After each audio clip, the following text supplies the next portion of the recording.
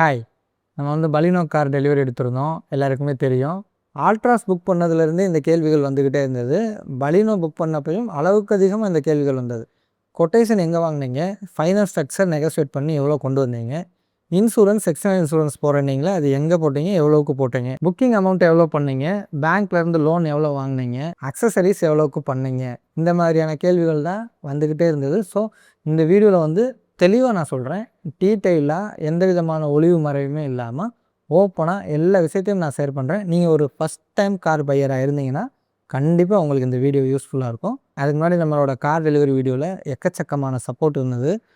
ஒரு பாசிட்டிவ் கமெண்ட்ஸே 400 கமெண்ட்ஸுக்கு மேலே இருந்தது. உண்மையிலேயே நாங்கள் இதை எக்ஸ்பெக்டே பண்ணல. ஒரு சிலர் நீங்கள் கார் எடுத்ததை எங்கள் குடும்பத்தில் நாங்களே எடுத்த மாதிரி இருந்துச்சு அப்படின்னு சொல்லி மனமாற வாழ்த்திருந்தீங்க. அந்த 400 குடும்பங்களுக்கும் நம்மளோட இந்த குடும்பத்தில் இருக்கக்கூடிய 4 பேர் சார்பாக நான் ஒரு மனமார்ந்த நன்றியை தெரிவிச்சுக்கிறேன். ஓகே, இப்போ நம்ம அப்படியே வீடியோக்குள்ளே போகலாம். ஃபஸ்ட் நம்ம கொட்டேஷன் வாங்கினது மதுரையில் இருக்கக்கூடிய 4 ஷோரூமில் கொட்டேஷன் வாங்கியிருந்தோம். அதுக்கடுத்து கோயில்பட்டியில் இருக்கக்கூடிய ஒரு ஷோரூம்லேயும் கொட்டேஷன் வாங்கியிருந்தோம். இந்த 5 ஷோரூம்லேயுமே நம்ம ஃபஸ்ட் வச்ச ரெக்குவயர்மெண்ட்டெல்லாம் என்ன அப்படின்றத ஓப்பனாக சொல்கிறேன். வென்யூ, அதுக்கப்புறம் ஆல்ட்ராஸ் இதுக்கெல்லாம் புக் பண்ணி ஆல்ரெடி நிறைய டைம் வேஸ்ட் பண்ணிட்டோம். ஸோ இப்போ என்னென்னா யார் சீக்கிரமாக கொடுக்குறாங்களோ அவங்கக்கிட்ட வாங்கிக்கிறது அப்படின்னு. அதுக்கடுத்து இன்சூரன்ஸ் எக்ஸ்டர்னலாக தான் போட்டுப்போம். எக்ஸ்டெண்டட் வாரண்டியை ஸ்கிப் பண்ணுறோம். பேசிக் அக்சசரிஸ் கிட்ட கம்ப்ளீட்டாக எடுத்துக்காமல் அதில் எங்களுக்கு என்ன தேவையோ அதை மட்டும் நாங்கள் ஷார்ட் லிஸ்ட் பண்ணி அதை மட்டும் பண்ணிக்கிறோம். அதுக்கடுத்தது நெக்ஸா கார்டுன்னு ஒன்று கொடுப்பாங்க, அதை ஸ்கிப் பண்ணிக்கிறோம். ஓகேவா? இந்த விஷயங்கள் எல்லாத்தையுமே சொல்லியிருந்தோம். எங்களுக்கு ஒரு 2 ஷோரூம் மட்டும் இதை அக்செப்ட் பண்ணிக்கிட்டாங்க. அந்த 2 ஷோரூம்லேயுமே நாங்கள் சொன்னது என்னென்னா, இந்த மாதிரி 2 ஷோரூம்லேயுமே நாங்கள் புக்கிங் அமௌண்ட் போட்டு புக் பண்ணுறோம். யார் ஃபஸ்ட்டு கார் கொடுக்குறாங்களோ அவங்ககிட்ட வாங்கிக்கிறோம். லேட் ஆகிறவங்கக்கிட்ட கேன்சல் பண்ணிக்கிறோம் அப்படின்ற மாதிரி சொல்லியிருந்தோம். அப்போ நீங்களாக கேன்சல் பண்ணுறப்போ ஒரு ரூ. 500 ஃபைன் மாதிரி விழுகும் அப்படின்னாங்க. சரி, ஓகே, பிரச்சனை இல்லை அப்படின்னு சொல்லியாச்சு.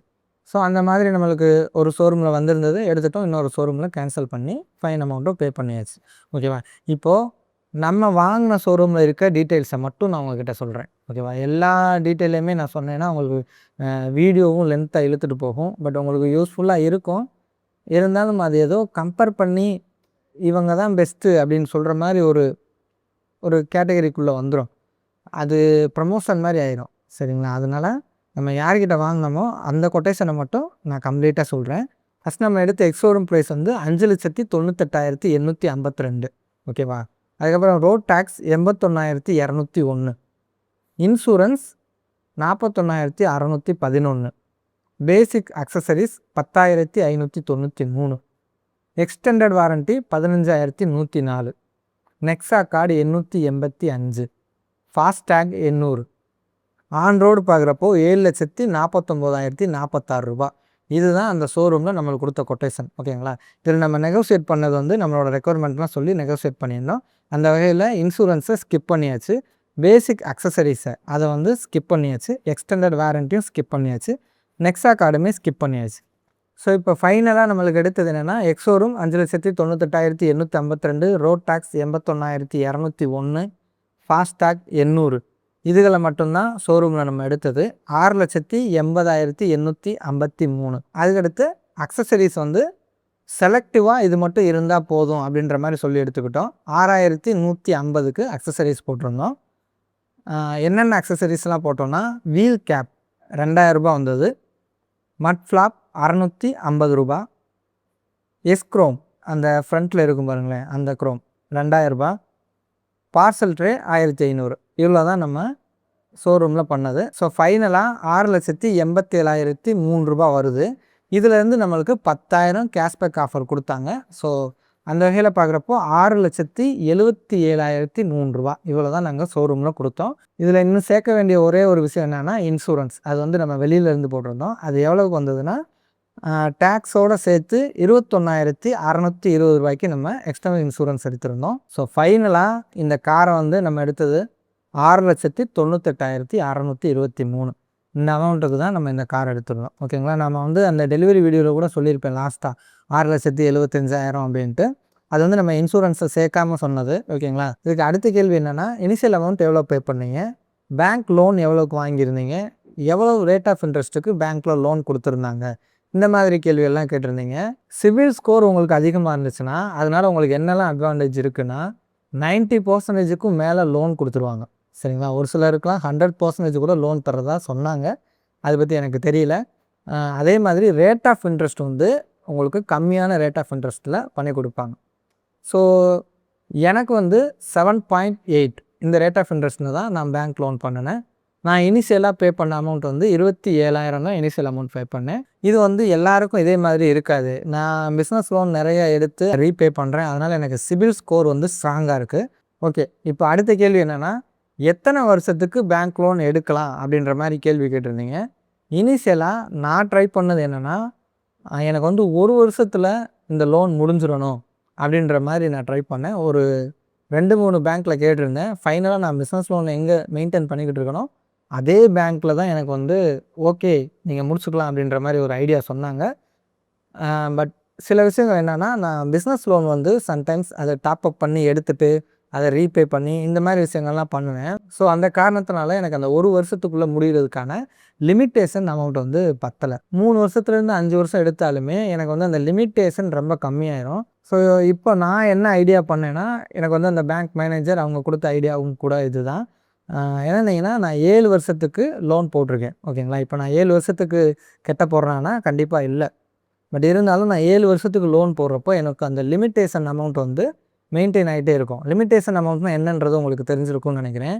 அந்த இன்கம் டேக்ஸ் ஃபைல் ரிட்டர்ன் பண்ணுறோம்ல, அதில் எவ்வளோ காமிச்சிருக்கோமோ அதை வச்சு மாதத்துக்கு நம்மளுக்கு இவ்வளோ தான் இன்கம் வருது.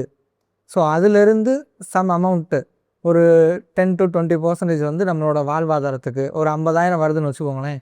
அதிலேருந்து 10-15,000 அதில் கணக்கில் சேர்க்க மாட்டாங்க. ஏன்னா அது நம்மளோட ரெகுலர் லைஃப் சைக்கிளுக்கு யூஸ் ஆகும் அப்படின்னு சொல்லிட்டு ஒரு 20,000 தொட்டு மிச்சம் 30,000 மட்டும்தான் நம்மளோட லிமிட்டேஷனாக வச்சுருப்பாங்க.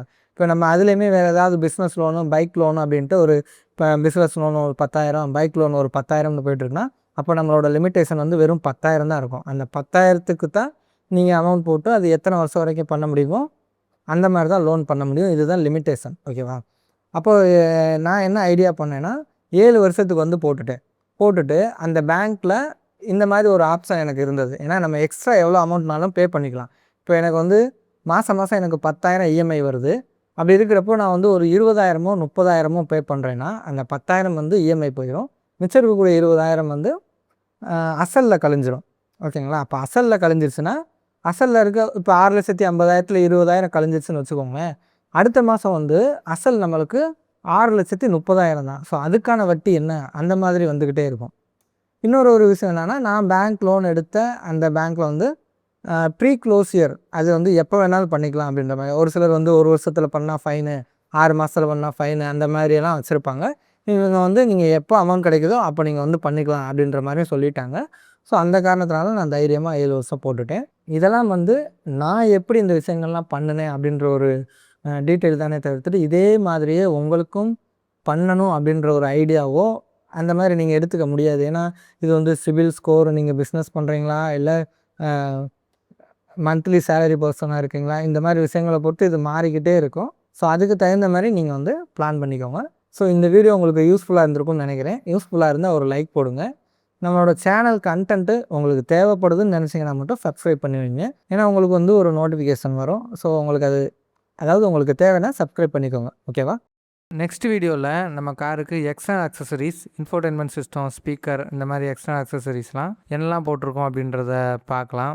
எப்பவும் போல் 4-5 ஷாப்பில் ஏறி விசாரித்து கொட்டேஷன்லாம் வாங்கி நல்ல ஒரு ரீசனபிளான ப்ரைஸில் தான் பண்ணியிருக்கோம். எது எவ்வளோக்கு பண்ணியிருக்கோம் அப்படின்றத அடுத்த வீடியோவில் பார்க்கலாம். தேங்க்ஸ் ஃபார் வாட்சிங் and thanks for support. Bye.